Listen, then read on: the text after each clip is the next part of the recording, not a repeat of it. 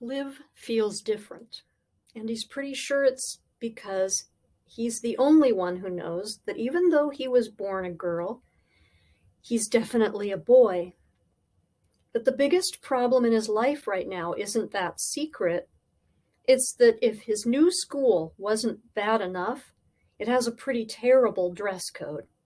For some dumb reason, he's not allowed to wear pants, only skirts. Operation Pants Project begins. With the help of a new friend, Liv is on a mission to change the mind of the principal and the whole school, really. The only way for Liv to get what he wants is to go after it himself. But this isn't just a mission to change an outdated policy. It's a mission to change his life. And that's a pretty big deal.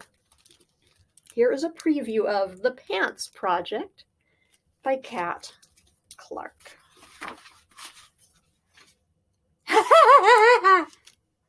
You look ridiculous!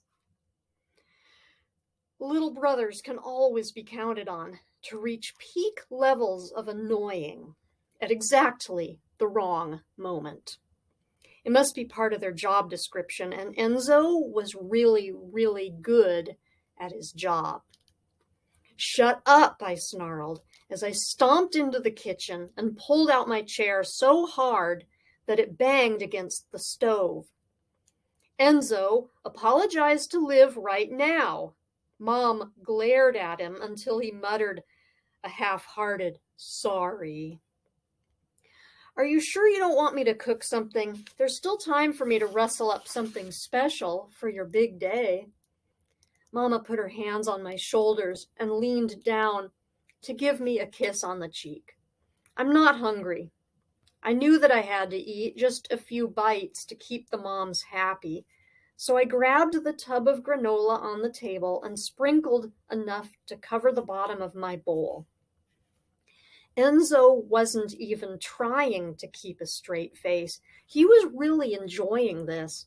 I closed my eyes, but I could still hear him sniggering, just quietly enough to avoid being chewed out by the moms. I opened my eyes again and took a deep breath. I managed to pour milk into my cereal bowl instead of throwing the carton directly at Enzo's stupid face.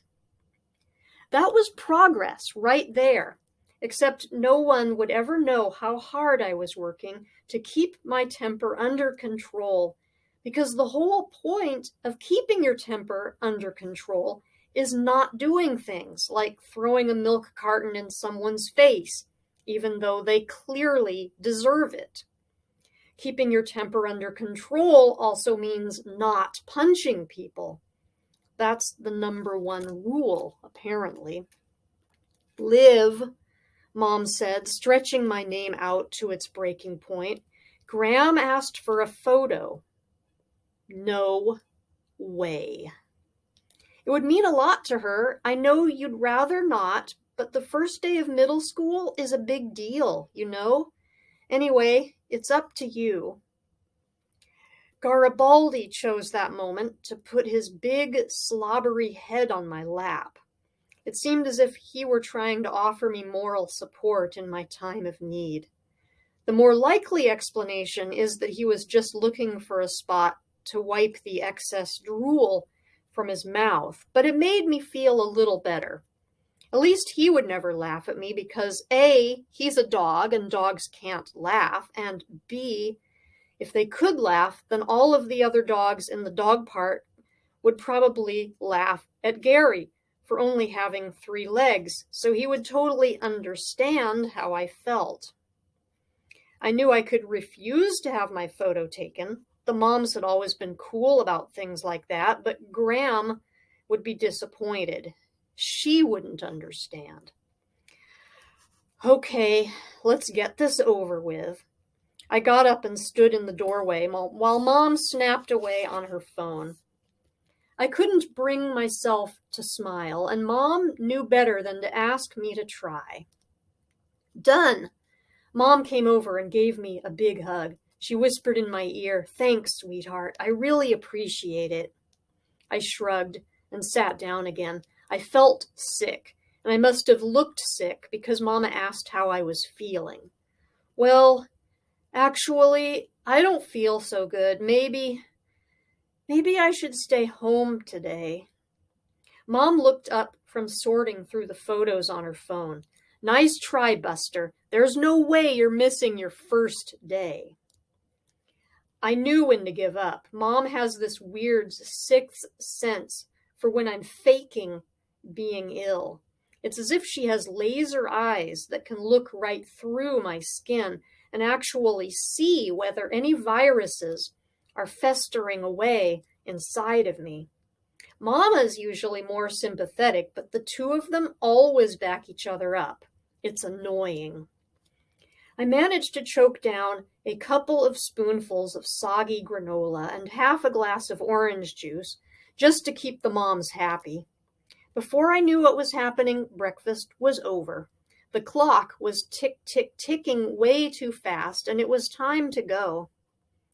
Mama made me double-check my bag to make sure I had everything on the list. The new bag was just about the only good thing about this whole going to middle school business. The black and gray bag was leather, and it smelled really good when I stuck my head inside it. It reminded me of the first time we went for a ride in Graham's new car.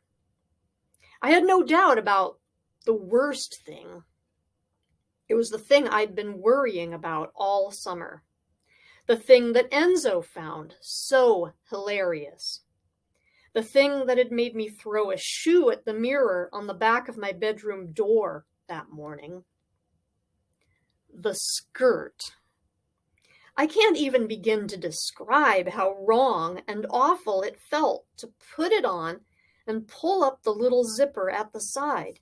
A stupid, horrible, scratchy black skirt that came right down to my knees. I'd stared at myself in the mirror, but my reflection was all blurry from the tears in my eyes. They were angry tears. I wasn't sad. I was furious. It was so unfair. It suddenly hit me that I had to wear this stupid thing 5 days a week for the next 3 years. How on earth was I going to manage that? Bankridge Middle School had a strict uniform policy, unlike nearly every other school I could have attended. Everyone had to wear a white shirt, a tie, and a black V-neck sweater. I was fine with that. I actually kind of liked the idea of a tie, black and red striped. And the shoes were fine too. Mom had found these awesome black brogues online. But then whoever wrote the uniform policy decided why the girls had to wear skirts while boys were allowed to wear pants. Sexist, dumb, unfair. Even the moms agreed with me. Mom said she hadn't worn a skirt since her cousin's wedding back in the 90s. I thought about trying to convince them to let me go to another school, but Bankridge Middle School is the best school in the district. The moms are really big on education and how important it is and blah, blah, blah. Plus, Maisie was going to Bankridge, and there was no way I wanted to face the trauma of middle school without my best friend by my side. So, I was stuck with it. Girls must wear a black, pleated, knee-length skirt. I bet I read those words 100 times during summer vacation. I stared at the computer screen, willing them to morph into something sensible. The problem wasn't the last word in that sentence. Skirt wasn't really the issue, not for me. The issue was the first word, girls. Here's the thing. I may seem like a girl, but on the inside, I'm a boy. And this has been a preview of the Pants Project.